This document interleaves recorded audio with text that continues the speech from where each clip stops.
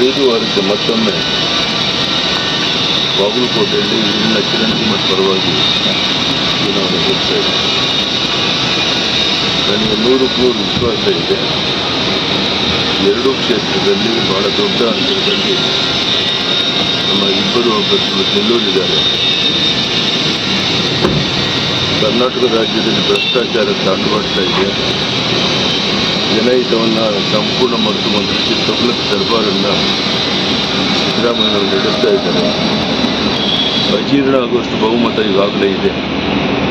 ಮತ್ತೊಮ್ಮೆ ಚುನಾವಣೆಯನ್ನು ಗೆದ್ದರೆ ಅಧಿಕಾರ ಮತದಿಂದ ಇನ್ನೂ ಹೆಚ್ಚು ಭ್ರಷ್ಟಾಚಾರಕ್ಕೆ ಅವಕಾಶ ಕೊಟ್ಟಂತಾಗುತ್ತೆ. ಅದಕ್ಕಾಗಿ ನಾನು ಕೈ ಜೋಡಿಸಿ ಎರಡೂ ಕ್ಷೇತ್ರದ ಮತದಾರರಿಗೆ ಪ್ರಾರ್ಥನೆ ಮಾಡ್ತೇನೆ.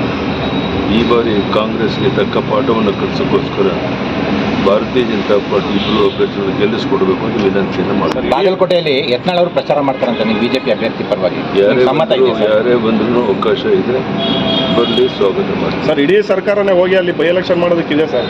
CM, DCM ಸಚಿವರುಗಳೆಲ್ಲ ಕೂಡ ಅಲ್ಲಿ ಆಗ್ತಾ ಏನ್ರಿ, ಇಡೀ ಸರ್ಕಾರ ಸ್ವತಃ ಮುಖ್ಯಮಂತ್ರಿಗಳು 4-5 ಸಲ ಕೂತಿದ್ದಾರೆ ಅಂದ್ರೇ ಚುನಾವಣೆ ಸೋಲಿನ ಭಯ ಅವ್ರನ್ನ ಕಾಡ್ತಾ ಇರೋಂಥದ್ದು ಸ್ಪಷ್ಟವಾಗಿ ಗೊತ್ತಾಗುತ್ತೆ.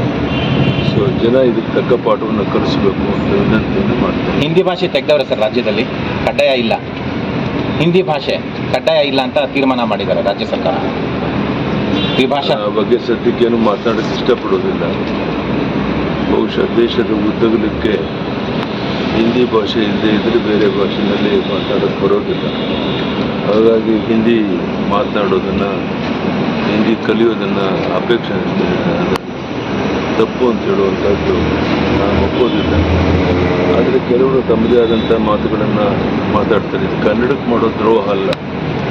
ನಾನು ಅತ್ಯಂತ ವಿನಯದಿಂದ ಕನ್ನಡಿಗರಲ್ಲಿ ವಿನಂತಿ ಮಾಡ್ತೇನೆ, ಹಿಂದಿ ಭಾಷೆ ಕಲಿಯೋದ್ರಿಂದ ಕನ್ನಡಕ್ಕೇನು ಆಘಾತ ಆಗೋದಿಲ್ಲ.